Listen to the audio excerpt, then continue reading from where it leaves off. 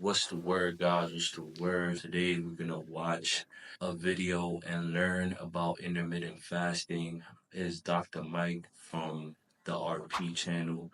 The reason I like to watch these videos is for my own education. Even though I'm a trainer, I still like to learn more. I like to hear different people's perspective, right? And I used to do fasting in the past and I did lose a bunch of weight, but my muscle mass suffered. It wasn't as sustainable. I did it for a whole year, but I couldn't see myself doing fasting for more than a year, right? Some people do the 16-8, which was what I was doing, right? We fast for 16 hours and then we eat for 8 hours, right? And until I learned how to calculate my macros and track my calories, I was really lost nutrition wise, right? I used to be a vegan. I used to do the fasting thing. And of course, all those things worked because I was cutting out and trading out different foods. And what I was just doing without noticing was cutting calories. But now that I know how to count my calories and track my macros, it's not a food that I'm scared of eating, right? Of course, I try to stay away from foods that's really high in fat because I like to eat carbs too. You feel what I'm saying? I try to stay away from those foods, but it's not like I'm scared to eat those foods. You get what I'm saying? Because I know how to track my calories and macros, and that's why it's important to cook as well. Because you know the weight of your food and the accurate measurements and accurate numbers. You feel what I'm saying? Instead of like guessing and going to a restaurant, right? They might say this meal is 660 calories, but it could be way more than that, right? But anyways, you do what works for you. I feel like there's definitely good benefits of fasting as far as spiritual reasons. You feel what I'm saying? I do it because I'm a Christian, right? Well, a struggling Christian, right? And I feel like I get closer to God when I fast for sure. Because instead of me, I'm the type of person that likes to get up and the first thing I like to do is eat, right? When I fast, I have to avoid eating. So the only thing I got to do is just pray, right? Pray and read the Bible and try to get closer to God, right? But let's review this video. Maybe this will give you an insight of the good and the bad of fasting, and you could pick which one will work better for you. Whether you want to learn how to count your macros and calories, or you think that fasting will work for you, right? And of course, if you need like a nutrition plan or are confused about tracking your calories or tracking your macros, my Instagram will be in the description. Let's get into this video. You can get the most out of it. So first, let's talk about what fasting probably doesn't do or makes it not so special. First, it doesn't help you lose any more weight or fat than just regular meal timing with a caloric constraint. It's all about the calorie deficit, and intermittent fasting, there's no magic about it. It's not some kind of crazy special weight loss thing. Next, it doesn't seem to have any cognition boosting effects for the average person. Some people see no difference. Some people have more mental clarity. Some people just don't have any food in their brains and they get very tired and very lack of focus, and then they can't actually do a good job. On average, no real net advantage to intermittent fasting, so don't think it's going to boost your brain health or something like that. Next, health-wise, it doesn't seem healthier than multiple daily meals throughout the day. It has another advantage, potentially, we'll talk about in just a bit on the benefits, but regular general health, if you see someone eating 4 meals a day, someone eating 1 meal a day, they can be equivalently as healthy. Another one is a lot of adherents of intermittent fasting will say it's really easy to stick to. That's just not true for most people. For most people, it's very hard to stick to because, well, you're not allowed to eat the whole day and you're starving up until you actually get to eat, and then you binge a ton of food, and it's kind of weird. It's not for everyone. It can be for some people, but it's not this hack of intermittent fasting proponents will say, oh, this is great. You'll have no hunger and all that stuff. That's true for some people, but it's definitely not true for most. And lastly, because your muscle grows and is sustained with multiple daily high protein feedings, intermittent fasting is absolutely not ideal to grow muscle, and it is not ideal to sustain muscle. Those are the downsides. No extra weight loss, and I could test to that. Since I've been tracking my calories and tracking my macros, I feel like any weight that I want to come down to. Say if I'm 200, I want to be 175 pounds. I could do that with counting my calories and counting my macros and eating 4 meals a day, right? I do not have to fast for 8, 16, 12 hours to see these results, right? So it's not magic, right? When you fast, you basically going on a caloric deficit. You feel me? That's what fasting does. It's the same thing. You're just not tracking the calories, right? It takes away that aspect of tracking calories. So let's say if you don't eat for 16 hours, well, you're not putting no calories in your body. The result is weight loss. When I was fasting, did I have mental clarity? Since this was like 5, 6 years ago, 4 years ago, matter of fact, 5 years ago, because it was 2019. All 2019, I used to fast. So I just love breakfast, so I never skip breakfast. I go eat breakfast at 5 a.m. and eat my last meal around 12 p.m., 1 p.m., and then fast from like 2 p.m. to the next day, which was brutal. And I was just training clients on an empty stomach. By 7, 8 p.m., I don't feel like I had mental clarity. I was tired as fuck. I was probably seeing shit. I was probably, you feel me, confused. I wish I knew how to track my calories and track my macros around that time. During the day, I did feel like a light, but during the day, I was eating. Guys, you get your energy from food. I don't care what nobody says. Unless you want to get closer to God, then I don't feel like fasting is sustainable. And it's not a knock on fasting. I feel like the best approach if you don't want to track your calories is stop eating before bedtime, right? 3, 4 hours before bedtime. So you're not just adding extra calories. And then after your dinner, don't put anything back in your mouth. Pause. Say if you had sweet potatoes, chicken, and some greens, right? Do not wake up in the middle of the night and have ice cream or cookies and stuff like that. That's a better approach than fasting for so long. 16 hours, that's not good, man.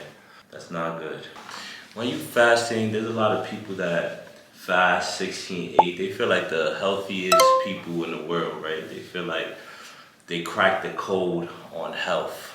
Like he said, there's no extra benefits. You're not healthier than somebody eating 4 well-balanced meals a day. That's right for their calorie amount, whether they're maintaining or losing weight. You feel what I'm saying? There's no extra benefits to fasting, right? I said, if you want to do it, you could try and see if you could stick to it.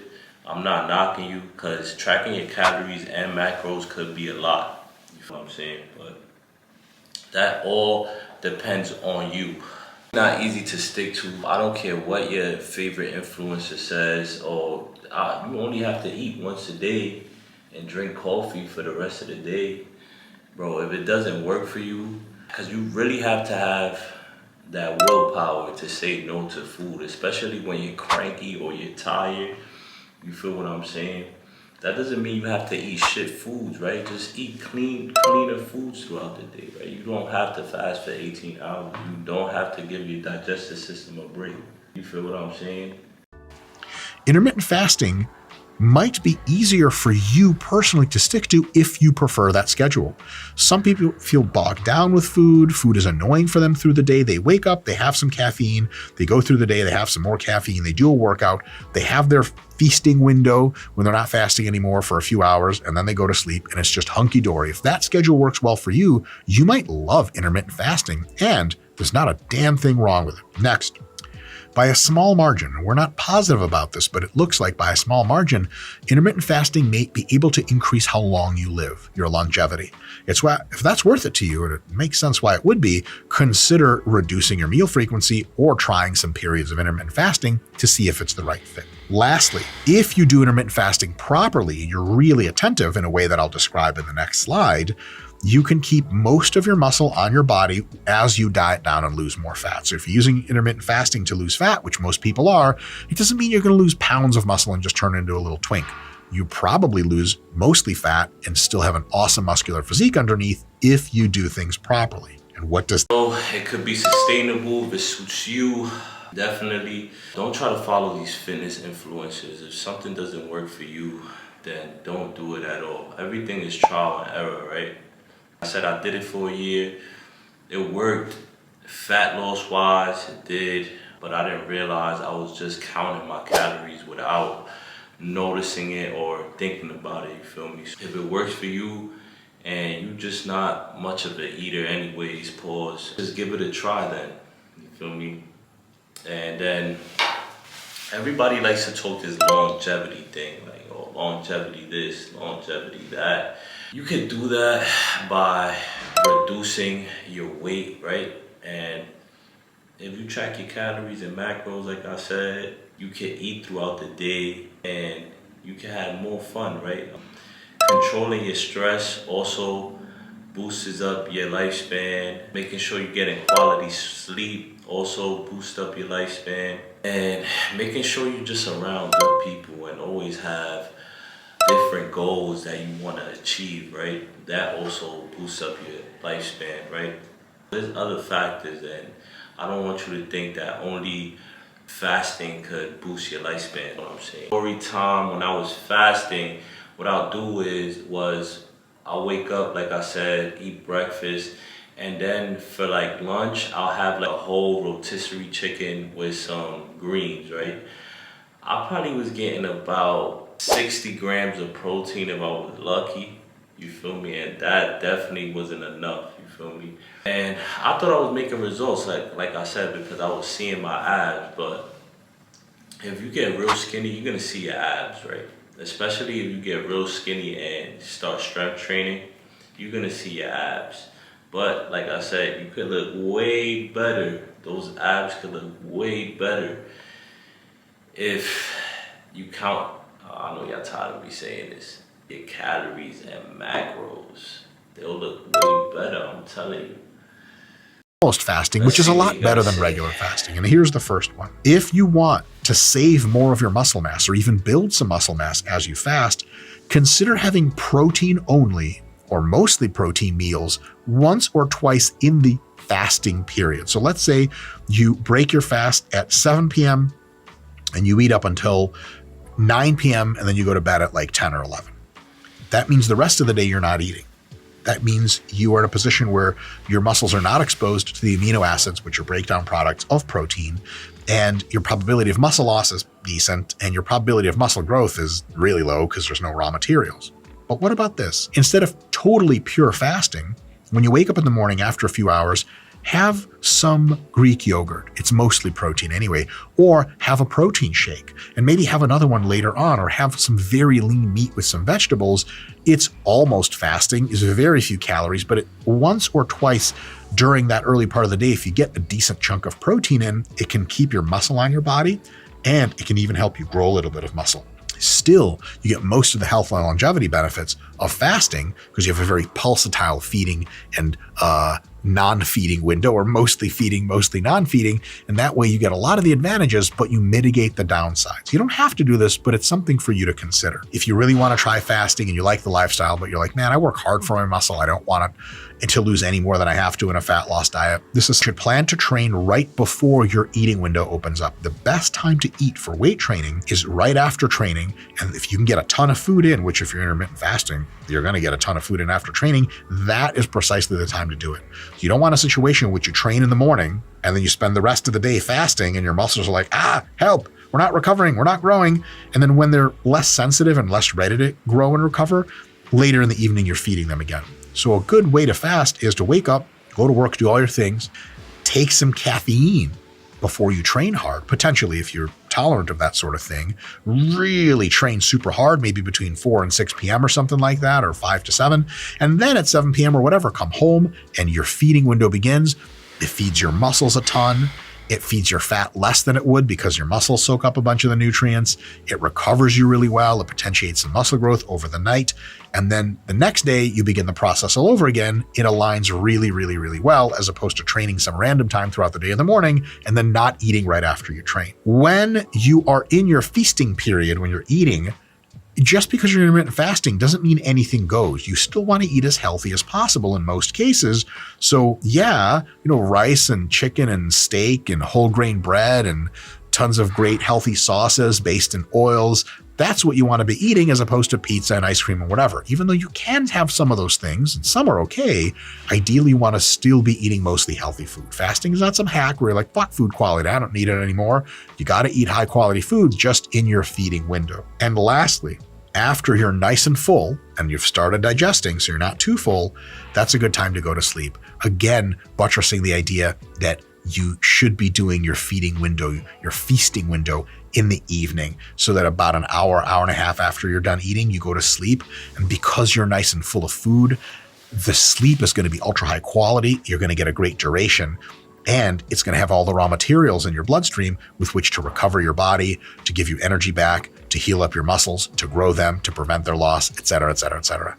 If you eat most of your food in the morning or in midday, then by the time you get to the evening, you're falling asleep hungry, which means you can have problems falling asleep. That's bad. Your sleep window can be curtailed. You wake up too early because you're starving, and you wake up and have really crappy sleep throughout the night because you don't have enough nutrition in you. So at the end of the day, it really kind of starts to make a lot of sense to have your feeding window later in the evening to potentiate that sleep, to potentiate that great training, and to have the best results possible. All right, that's intermittent fasting. Science explained. I feel like Jeff Nippert. Some of these hacks, without me even running into this video, I was eating breakfast. Like I said, breakfast is my favorite meal of the day. I was getting eggs, I was getting yogurt in, I was getting bacon in, you feel me? I was getting my fats and my protein in early in the day, right? As far as having a big post-workout meal, I feel like I wasn't eating enough carbs post-workout. And that's one thing I tell my clients when they don't want to track their calories. I just tell them, all right, eat your carbs before, 2 hours before your workout, and immediately after your workout. 2 hours before and immediately after. And then if you don't want to eat carbs after that, you don't have to necessarily eat them before at dinner or before going to sleep, you feel me? But you definitely want to get your carbs in right before your workout, and not right before, like 2 hours before your workout, and right after your workout, you feel me? Just to restore all the glycogen and stuff like that. Caffeine definitely helps, even if you're cutting calories, right? Because sometimes your calories could be real low, you feel what I'm saying? And you need that caffeine to not overeat if you're like on a fat loss diet. So caffeine suppresses your hunger. If you're trying to lose weight and you're craving some chocolate or some shit, drink some coffee, you feel me? Maintaining a healthy diet right after my fast was something I didn't do correctly, right? On weekends, I was just eating Chinese food, right? One meal, it was chicken and broccoli. And I know you're like, oh, that's healthy. No, I had soy sauce all over the place, duck sauce. I feel like I ate like 3,000 calories that meal. You feel what I'm saying? And I knew the Chinese lady that owned the place, so she was kind of hooking me up and stuff like that. But definitely, if you're doing this, I read a lot about introducing yourself to healthy foods right after your fast, right? So greens, fruits, vegetables, meats, you feel me? Try your best to do that, you feel me, what I'm saying? Also, don't go out drinking while you fast. Another story time I got for you guys. I went out to the club and I didn't have no food. Again, like I was saying, I was fasting. And this is probably dumb. I was only 22 years old, 23 years old, so I didn't have much brain cells. My frontal lobe wasn't developed. And I was drinking and whatnot, and the club lights turned on and I just fainted. Most embarrassing day of my life, you feel what I'm saying? Make sure you eat something good before, after your fast window is over. You feel what I'm saying? Anyways, guys, comment and subscribe. I'll see you guys next time. Like I said, if you want to fast and you want to give it a try, then fast. It helps, but it's not sustainable. You feel what I'm saying? Learn how to track your calories, and if you don't, hit me on Instagram. It's in the description. Peace. Alright guys, this is my working set right here, 235 pounds. It's not much. Like I said again, I'm on a deload week. Instead of doing 260 for 10, I'm doing 237, 235 for a set of 7, then a set of 5. I'm just reducing the intensity, reducing the fatigue that I accumulated throughout the 5 weeks. Let's get back into it. This is the time that you make sure that your form is A1. Grip the bar, big chest. Make sure you feel your glutes and your hamstrings, right?